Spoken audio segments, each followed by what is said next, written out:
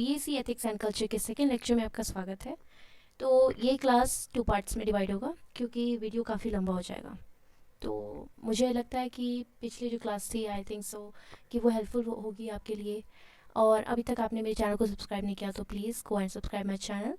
And आपने अगर पिछले लेक्चर्स अटेंड नहीं किए तो जाइए वो भी आप देख लीजिए, फिर आपको ये सेकेंड वाला लेक्चर समझ में आएगा जो कि हमारा फर्स्ट लेक्चर था I think so the basics of ethics. Okay, so चलिए क्लास को स्टार्ट करते हैं और यूनिट 2 को समझते हैं। तो यूनिट 2 स्टार्ट करने से पहले हम लोग इसका सिलेबस को देख लेते हैं कि सिलेबस क्या है हमारा। ठीक है, तो आज हम लोग सिर्फ 2 ही टॉपिक्स पर डिस्कशन करेंगे। पहला होगा हमारा the role of intelligence, reason and emotion, and second one is discernment, what is the right thing to do. Okay, so let get started. Introduction पर हम लोग आते हैं। तो इंटेलिजेंस क्या है, रीज़न क्या है और इमोशन क्या है। तो इंटेलिजेंस, रीज़न और इमोशंस, ये जो है, जो भी इसका डेफिनेशन है, आप प्लीज़ कमेंट में ज़रूर बताइएगा कि आपके अकॉर्डिंग इंटेलिजेंस, रीज़न और इमोशन क्या है। तो जैसे कि हमें पता है कि इंटेलिजेंस, रीज़न और इमोशन हमारे डे टू डे लाइफ में बहुत ही ज़्यादा इंपॉर्टेंट रोल प्ले करता है। विदाउट इंटेलिजेंस आप क्रिएटिव नहीं हो सकते हो शायद, और इमोशन ना होना इज़ लाइक क्या बोल सकते हैं कि book without knowledge. Okay, reason is reasoning, like logical reasoning. Okay, तो ये हमारे डे टू डे लाइफ में बहुत ही ज़्यादा इंपॉर्टेंट रोल प्ले करता है और decision making process and have a significant effect in our professional as well as personal as well as professional life. तो ये जो डिसीजन मेकिंग है वो भी हमारे डे टू डे लाइफ में या चाहे वो प्रोफेशनल हो या फिर पर्सनल हो, उसमें बहुत ही ज़्यादा इम्पोर्टेंट छाप छोड़ता है ये। ठीक है, अब आते हैं हम लोग इंटेलिजेंस पे कि इंटेलिजेंस क्या होता है, व्हाट इज़ इंटेलिजेंस। तो पहले हम लोग जानते हैं कि इंटेलिजेंस क्या है। तो हम लोग कह सकते हैं कि इंटेलिजेंस जो है वो एक एबिलिटी है किसी भी चीज़ को लर्न करने की, समझने की, अंडरस्टैंड करने की और नॉलेज को अप्लाई करने की। जैसे कि इसमें क्या होता है कि कॉग्निटिव एबिलिटीज़ जो होती हैं, जैसे रीजनिंग, प्रॉब्लम सॉल्विंग और क्रिटिकल थिंकिंग, ये सब इसमें इन्वॉल्व होती है। ठीक है, तो अभी हम डेफिनेशन पर आते हैं कि इंटेलिजेंस क्या है। Intelligence is like having a super power for your brain. तो इंटेलिजेंस होना इस तरीके का है कि आपके ब्रेन के पास एक सुपर डुपर पावर है। सुपर पावर जैसे सुपरमैन की तरह सुपरमैन के पास होते हैं, सुपरमैन्स। ओके, कोई भी नहीं। It's all about being smart, understanding things easily. तो इंटेलिजेंस होने का मतलब है कि जैसे आप स्मार्ट हो, चीज़ों को अच्छी तरीके से समझ लेते हो, फट से एकदम झट से समझ लेते हो, और किसी भी प्रॉब्लम को जो प्रॉब्लम होता है वो आपको फिगर आउट करने में, उस प्रॉब्लम को सॉल्व करने में आपको ज़्यादा टाइम नहीं लगता। इसका मतलब आपका intelligence is okay, all is well. Some people might be really good at math while other might be great at drawing और प्लेइंग म्यूज़िक। कुछ जो लोग होते हैं वो अच्छे होते हैं मैथ्स में, कुछ होते हैं जो ड्राइंग्स में अच्छे होते हैं, म्यूज़िक प्लेइंग में अच्छे होते हैं, मतलब गाने वाने बजाने में या फिर कोई भी इंस्ट्रूमेंट प्ले करने में या फिर गाना गाने में। जो संगीतकार होते हैं, म्यूजिशियंस होते हैं, तो वो लोग क्या होते हैं कि वो अच्छे होते हैं उस चीज़ में। तो intelligence isn't just about being book smart. It's also about being creative, good at talking to people and knowing how to handle tricky situations. तो इंटेलिजेंस का मतलब ये नहीं होता कि किताबी कीड़ा हो आप चीज़ों को झट से याद कर ले रहे हो, आपको मतलब टॉपिक आपको अच्छे से कोई भी मैथ्स की आ गई, नहीं, सिर्फ किताबी कीड़ा होना इज़ नॉट इंटेलिजेंस, बल्कि क्रिएटिव भी होना चाहिए। इंटेलिजेंस का अर्थ ये भी आता है कि आप क्रिएटिव हो, लोगों से अच्छी तरीके से बात करते हो, आपको टॉकिंग स्किल्स आती है, आप ट्रिकी जो सिचुएशंस है उसको अच्छी तरीके से हैंडल करते हो। In everyone's intelligence is unique, सभी का इंटेलिजेंस अलग होता है, डिफरेंट होता है, and it's important to use it in a good way to help yourself and others. और ये बहुत ज़्यादा ज़रूरी है कि इसे हम यूज़ करें अपने लिए भी और दूसरों के लिए भी, मतलब अच्छी तरीके से, in a good way, not in a bad way. अब आते हैं हम लोग रीजनिंग पर कि व्हाट इज़ रीजनिंग। ठीक है, रीजनिंग क्या है, कैसे है, क्यों है। चलिए रीजनिंग को जानते हैं हम लोग। आपको क्या लगता है 2+2 इज इक्वल टू क्या होता होगा, व्हाट। तो ऑफ कोर्स आप लोग अपना लॉजिक लगाओगे और बोलोगे कि 2+2 इज इक्वल टू 4। 4 ही तो होगा, और क्या होगा, 2+2 इज इक्वल टू 4। तो इसी को कहते हैं रीजनिंग। इसमें हम लोग अपना दिमाग लगाते हैं, लॉजिक लगाते हैं। ठीक है, इसमें एक रीजनिंग जो है वो एक एबिलिटी है लॉजिकली थिंक करने की, और क्या है, कुछ तो नहीं है, बस यही है। तो यहाँ पे है क्या डेफिनेशन, चलो देखते हैं। Reasoning is like using your brain to think things through. It's all about making sense of stuff, figuring out how things work and making good choices. तो रीजनिंग क्या है, हम लोग ब्रेन को बोलते हैं चलो लॉजिकली हम लोग थिंक करते हैं और कुछ सेंस बनाएंगे, मतलब जिससे सेंस बने, ये नहीं कि अभी लॉजिक बन जाए। और रीजनिंग में क्या होता है कि हम लोग देखते हैं कि कैसे चीज़ें फिगर आउट होंगी, कैसे सॉल्व होंगी प्रॉब्लम्स, और गुड चॉइसेस कैसे बनाई जाए, ठीक है। When you reason, you look at the fact and information to come up with answer or solution. और जब हम लोग रीजनिंग करते हैं तो हम लोग फैक्ट्स को देखते हैं, इंफॉर्मेशंस को देखते हैं, और फिर हम तब जाकर किसी भी आंसर पर आते हैं कि हाँ इसका आंसर ये होगा, या फिर किसी भी डिसीजन, मतलब आपको देखो घर में जब आपको, या फिर आप, हाँ एक एग्जांपल ले लेते हैं, जैसे आप हो 10th के स्टूडेंट एंड आपको 11th में जाना है, एंड आप चूज़ कर रहे हो आपको कौन सी स्ट्रीम लेनी चाहिए। ये तो हर स्टूडेंट्स करते हैं, अक्सर किया होगा आपने, इवन ग्रेजुएशन में जाते समय भी आपने किया होगा कि साइंस स्ट्रीम लो, कॉमर्स लो, या फिर आर्ट्स, ह्यूमैनिटीज़। तो इसी को कहते हैं, आप सोचोगे कि क्या प्रॉफिट्स है, क्या प्रोज है, क्या कॉन्स है, और क्या प्रॉफिट होंगे आपको आगे चलकर, क्या क्या इसमें स्कोप्स है। तो वहाँ पे आप लॉजिक लगाओगे और देन आप डिसीजन पर आओगे कि हाँ आपको ये करना है, वो करना है, ये स्ट्रीम लेना है, वो स्ट्रीम लेना है, आपको जो भी करना है, ठीक है। तो इसी को कहते हैं लॉजिक। यहाँ पे आप अपना दिमाग लगाओगे खुद, और फिर आप चॉइसेस बनाओगे जो कि आपके लिए बेटर होगा। हालांकि हमेशा बेटर नहीं होता, पर फिर भी हमें जो अच्छा लगता है, मतलब हमें लॉजिकली जो अच्छा लगता है, हम चार सीनियर से पूछते हैं कि क्या आपको लगता है कि हमें कौन सा बैकग्राउंड लेना चाहिए, तो फिर आपको वो सजेशंस देगा, एंड आप करते ही वही हो जो आपका मन होता है, जो स्ट्रीम आप लेना चाहते हो। तो दैट इज़ लॉजिक, ठीक है, जिसे हम लोग कहते हैं प्रैक्टिकल, ठीक है। आगे पढ़ते हैं हम लोग। It's like being a detective piecing together clues to solve a mystery। तो ये लॉजिकल जो रीजनिंग है वो डिटेक्टिव होने जैसा है, जिसे हम क्लूज ढूंढते हैं और किसी भी मिस्ट्री को सॉल्व करते हैं। जैसे हम लोग वो पजल गेम खेलते हैं कि हाँ ये कटा हुआ पीस ऑफ पेपर यहाँ से यहाँ होगा तो ये एक पिक्चर ऐसा बनेगा, जैसे ताजमहल का हम चार टुकड़े इधर उधर फैला दे उसको पूरा फाड़ कर। तो फिर आप धीरे धीरे अपना दिमाग लगाओगे, लॉजिक लगाओगे, एंड देन आप उसको इकट्ठा करोगे, एंड देन एक पिक्चर बनेगा, तब कहोगे हाँ ये है। तो that is the logic. Okay, I hope so कि आपको समझ में आ रहा होगा। Reasoning help you make decision, understand the world around you and solve problem in everyday life. तो रीजनिंग जो है वो हमें डिसीजन मेकिंग करने में हेल्प करता है।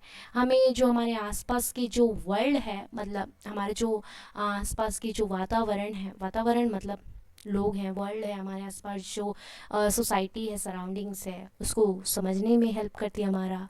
और प्रॉब्लम्स को, जो हमारे डे टू डे लाइफ में प्रॉब्लम्स होती हैं, तो उसको सॉल्व करने में हमारी मदद करती है। रीजनिंग, आई होप सो कि आपको क्लियर हो गया होगा कि रीजनिंग क्या है। अब आते हैं हम लोग व्हाट इज़ इमोशन। इमोशन क्या है?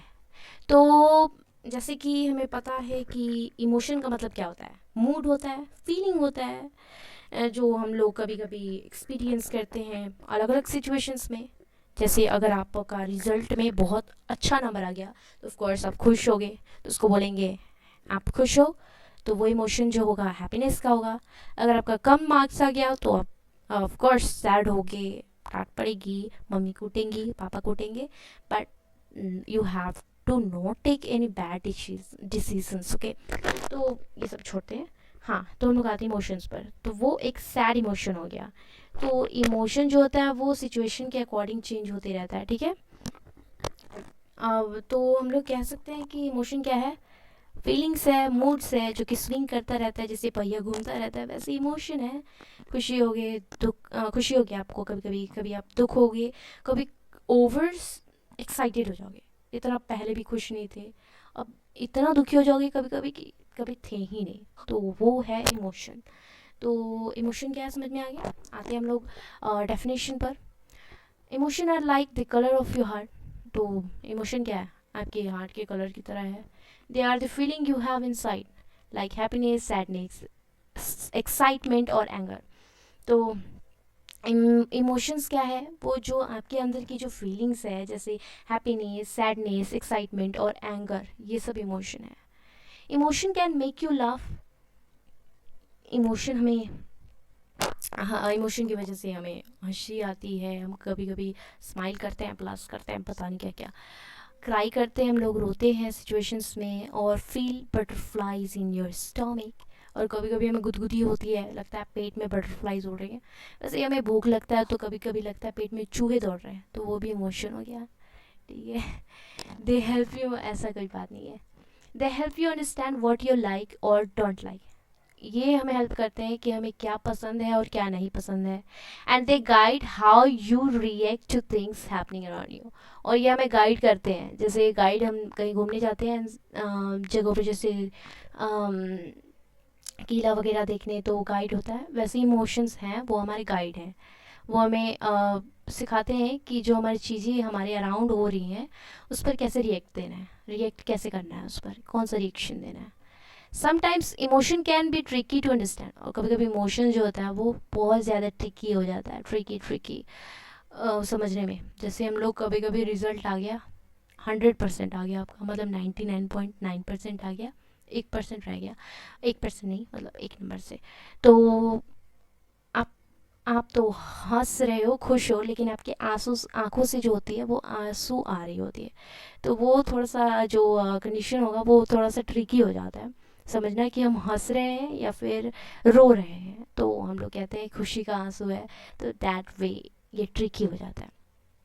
But they are an important part of human being. तो और फिर भी, लेकिन वो जो है इमोशन, वो ह्यूमन बींग का बहुत ही ज़्यादा इम्पॉर्टेंट पार्ट है. ठीक है. Learning to manage and express your emotion in a healthy way can help you connect with other and lead a happier life. हाँ, ये इम्पॉर्टेंट है. आप ये समझ लेते हो, सीख लेते हो, ये आपको आ जाता है समझ में कि कहाँ पर कैसे इमोशंस को एक्सप्रेस करना है. जैसे कि कोई डेथ कर गया है बगल में एंड आप हंस रहे हो, तो this will be not good. ये बहुत बैड मैनर है, सुधर जाओ आप. ठीक है. हंसना नहीं चाहिए. तो आपको सीखना है, आपको समझना है कि कैसे, कहाँ पर हमें अपने इमोशंस को एक्सप्रेस करना है, कहाँ पर कैसे कंट्रोल करना है. तो इससे क्या कर पाओगे, आप दूसरे के साथ कनेक्ट कर पाओगे, अच्छी तरीके से बॉन्ड क्रिएट कर पाओगे और एक हैप्पियर लाइफ एंजॉय कर पाओगे. आई होप सो कि आपको इमोशन समझ में आ गया होगा अच्छे से. अगर समझ में आ गया हो तो प्लीज़ चैनल को सब्सक्राइब कर दो. ठीक है. इमोशन हो गया हमारा. अब हम चलते हैं discernment. What is the right thing to do. तो डिसर्नमेंट क्या है और क्या करना चाहिए. ठीक है. जैसे ये बंदा एक लेकर खड़ा है, एक क्रॉस का एक बोर्ड लेकर खड़ा है और एक राइट का. ठीक है. मतलब ये डब्ल्यू फॉर रॉन्ग और आर फॉर राइट. क्या करना चाहिए, राइट, सॉरी, रॉन्ग और राइट. ठीक है. तो क्या लगता है कि डिसर्नमेंट क्या है. तो डिसर्नमेंट क्या है, वो एक एबिलिटी है, जैसे केयरफुल या फिर वाइज जजमेंट जो हम लोग करते हैं. जैसे हम लोग कह सकते हैं कि discernment is the ability to make wise and careful judgments about what is the right thing to do in a particular situations. जैसे कि जो discernment है वो एक ability है, जिसे हमें मालूम होता है कि कौन से situations में हमें किस तरीके से डील करना है, कैसे जज करना है, कैसे केयरफुली जजमेंट्स करना है. ठीक है. जैसे क्रिटिकल थिंकिंग होती है, इंट्यूशन होती है, एथिकल वैल्यूज़ होती हैं, ये सब डिसर्नमेंट के अंदर इन्वॉल्व होती हैं. ठीक है. तो चलते डेफिनेशन के ऊपर. Discernment is like having a compass for making good choices.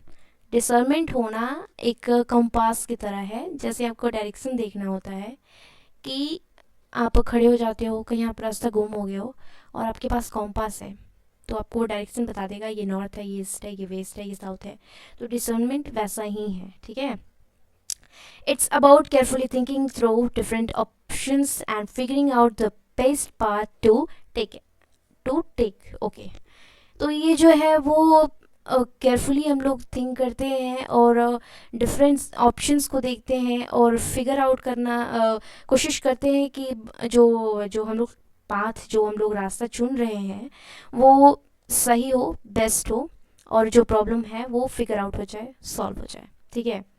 When you have discernment you are able to see the difference between right and wrong. अगर आपके पास डिसर्नमेंट है तो आपके पास जो है वो एबिलिटी है अच्छे और बुरे में फ़र्क करने की, ठीक है। And you can make decisions that align with your values and beliefs. और जो हम लोग कह सकते हैं कि आप किसी भी डिसीज़न लेने से पहले कतराओगे नहीं अगर आपका डिसर्नमेंट काफ़ी अच्छा है। जैसे हमारी वैल्यूज़ होती हैं, कुछ हमारे जो होते हैं वो एथिकल वैल्यूज़, जो मैंने पिछली क्लास में बताया था आपको कि राइट इज़ राइट और wrong is wrong. If we are doing something wrong work for right one, to do right thing, then that wrong work will be not wrong but ethically it will be right। तो वैसे ही हमारे जो कुछ values होती हैं वो अगर अच्छी हैं, हमारे बिलीव्स जो हैं हमारे अच्छे हैं, गुड हैं, और तो ये क्या होगा कि हमारा जो डिसीजन मेकिंग का प्रोसेस होगा काफ़ी ज़्यादा स्मूथ हो जाएगा, ठीक है। Sometimes figuring out the right thing to do can be tricky, but discernment help you navigate through challenges and dilemmas। तो जो होता है वो कभी कभी जो राइट चीज़ें जो होती हैं, सही जो होता है वो काफ़ी ट्रिकी होता है, लेकिन जो हमारा डिसर्नमेंट है वो कितना भी बड़ा चैलेंजेस क्यों ना हो जाए, कितना भी बड़ा फलाना धमाका कुछ भी क्यों ना आ जाए, प्रॉब्लम्स क्यों ना आ जाए, वो आपको गूगल मैप की तरह रास्ता बता ही देगा। और of course that will be good. Google map थोड़ा सा ट्रिकी होता है हालांकि गलियों में खैर छोड़ते हैं इसको। हाँ, तो जो है वो डिसर्नमेंट वो हमें नेविगेट करने में बहुत ज़्यादा हेल्प करता है जो चैलेंजेस होती है हमारी लाइफ में। It's about listening to your inner voice. Discernment का मतलब है हमारा इनर वॉइस, जो हमारी गट फीलिंग होती है उसको सुनना। Consider the consequences of your action and choosing what best for yourself and others। तो consequences को हम लोग देखते हैं कि परिस्थितियाँ कैसी हैं और हमारे एक्शंस कैसे हैं, और हम लोग चूज़ करते हैं ये सब देखने के बाद कि हमारे लिए क्या बेस्ट होगा और हमारे साथ साथ दूसरों के लिए क्या बेस्ट होगा, ठीक है। तो डिसर्नमेंट के लिए अभी बहुत सारे फैक्टर्स हैं जो कि आपको हेल्प कर सकते हैं कि आपका डिसर्नमेंट बहुत बेहतर हो, ठीक है। तो डिसर्नमेंट के लिए ज़रूरी है गैदर इन्फॉर्मेशन को गैदर करो, इकट्ठा करो, ठीक है। जैसे कि हम लोग कह सकते हैं कि क्या बोलते हैं कि जो इन्फॉर्मेशन होता है उसको गैदर करना बहुत ज़्यादा ज़रूरी होता है ताकि हम लोग सिचुएशंस जो है वो उसको हैंडल कर सकें। जैसे हम लोग रिसर्च करते हैं, ठीक है, और किसी से बात करके हम लोग इन्फॉर्मेशन को गैदर कर सकते हैं कि अगर हम लोग किसी प्रॉब्लम में हैं तो किसी से हम, जैसे हम लोग अपने मम्मी पापा से सलाह लेते हैं, जो अपने मॉम डैड से बातें करते हैं कि हमें क्या करना चाहिए, कैसे पढ़ाई करना चाहिए, मतलब वो जैसे हमें सलाह देते हैं कि बच्चे ऐसे पढ़ो वैसे पढ़ो, तो that are of course discernment आपको लेना चाहिए, क्योंकि father and mother are always good for you. मतलब वो आपको बैड कभी भी सोल्यूशन जो है, सजेशन वो नहीं देंगे, ठीक है। तो आप एक्सपर्ट जो भी है उससे सलाह लीजिए, उससे एडवाइस लीजिए, और क्या कीजिए कि आप रिसर्च कीजिए और बातचीत कीजिए किसी से, ठीक है, इसके बारे में। आगे चलते हैं, ये जो है वो इन्फॉर्मेशन गैदर कर रहा है, ऐसे आपको भी करना है। कंसीडर योर वैल्यूज़, तो आपकी जो वैल्यूज़ हैं, एथिकल वैल्यूज़ हैं, प्रिंसिपल हैं जो आपकी, जो मैंने पिछली क्लास में बताई थी, वो आपको करनी है फॉलो। और जो गाइडेंस है जो कि हमारे डिसीजन मेकिंग में बहुत हेल्प करेगा, किसी से गाइड की लीजिए आप, ठीक है। और बस यही है। और जो आपकी पर्सनल बिलीव्स हैं, जो गोल्स हैं आपके, जो आपके गोल्स हैं उस पर थोड़ा सा यकीन कीजिए, तो इससे बेहतर हो पाएगा डिसर्नमेंट, ठीक है। वेई द प्रोज एंड कॉन्सिक्वेंसेस, जो हमारे, अब देखो ये जो है एक तराजू की तरह है, ठीक है। आप देखो कि क्या फ़ायदा होगा और क्या घाटा होगा, इसको भी आपको परखना है, ठीक है। जैसे कि पोटेंशियल कॉन्सिक्वेंसेस जो होती हैं, जैसे कुछ तो नेगेटिव होंगी और कुछ पॉजिटिव होंगी, तो इसको भी मैनेज करके देख कर चलना है। इससे भी क्या होगा कि डिसर्नमेंट जो होगा वो हमारा बेहतर हो पाएगा, ठीक है। लिसन टू योर इंट्यूशन, तो अपने जो गट फीलिंग है, इंट्यूशन है, उसको सुनिए और ऑफ कोर्स जो हमारी जो गट फीलिंग होती है वो कभी कभी राइट भी होती है। जैसे कि हमें कुछ इंसाइट्स होती है, लॉजिकल भी अप्रोच होता है कुछ, कि हम लोग लॉजिकली सोचते हैं और कुछ गट फीलिंग बोलती है, तो उसको भी सोचना चाहिए। और एक ही रीज़न ये नहीं है, मतलब जो आपका मन कह रहा है कि हाँ यही होना चाहिए, तो या of course that will be. और उस पर क्या कीजिए कि अपना टेंशन को पे कीजिए, और क्या कीजिए कि गाइड लीजिए फिर से। और लिसन टू योर इंट्यूशन में क्या है कि गट फीलिंग एक बहुत ज़्यादा इंपॉर्टेंट रोल प्ले करता है। क्योंकि गट फीलिंग एक होती है ना, जो हम लोग कहते हैं कि मन कह रहा है मेरा कि ऐसा ही होगा, तो that is the gut feeling. लेकिन आप एडवाइस भी ले सकते हो, लेकिन उसके साथ साथ आपको खुद से भी कभी सोचना है कि क्या ये सही होगा, क्या ये गलत होगा, तो इससे आपका डिसीजन अच्छा हो सकता है। सीक फीडबैक, आप फीडबैक लीजिए। जैसे कि फ़ीडबैक लेना बहुत ज़्यादा ही हेल्पफुल होता है, आपके लिए भी दूसरों के लिए भी। और दूसरों का एक्सपीरियंस लीजिए कि उन्होंने ऐसा एक्सपीरियंस किया है क्या, आपको कैसा हुआ था, ये जो सिचुएशन है इसने आपने ऐसे कैसे किया था डील, इसको कैसे डील किया था। क्योंकि ये जो एक्सपीरियंस है वो आपको बहुत ही ज़्यादा हेल्पफुल होगी, बहुत इन्फॉर्मेशन प्रोवाइड कराएगी और बहुत ही वैल्यूएबल होगी। क्योंकि वो जो पर्सन बताएगा अपना एक्सपीरियंस, वो आप हो सकता है आप एक्सपीरियंस ना किए हो, तो डैट विल बी कारगर। Make a decision and take action. Decision लीजिए और एक्शन पर लग जाओ। ये नहीं कि सोच रहे हो कि हाँ मुझे करना है एंड एक्शन किया ही नहीं वो बस सोच रहे हो, तो डैट इज़ नॉट गुड। अगर आप डिसीजन ले रहे हो कुछ, तो एक्शन पे भी लो, ठीक है। काल करे सो आज कर, आज करे सो अब। तो ये जो सभी फैक्टर हैं, इसको देखने के बाद आप डिसीजन बनाओ, आप लिस्ट बनाओ, सोचो आप, एंड देन आप एक्शन पर लग जाओ। और जो है वो आप खुद की भी थोड़ी सी जो एक्शन है उसको अडोप्ट करो, एडजस्ट करो कभी कभी, और नेसेसरी बेस्ट जो आउटकम होगा वो डिसीजन होगा। तो आई होप सो कि this topic are clear. And अगर आपने अभी तक मेरे चैनल को सब्सक्राइब नहीं किया तो कर दो जल्दी से। तो मैंने दोनों टॉपिक क्लियर करवा दिए। अगले ये जो 3 टॉपिक्स है अगले क्लास में करेंगे हम लोग पार्ट 2 में। I hope so this video was really informative for you. Thanks for watching this video. Stay tuned with me. Thank you.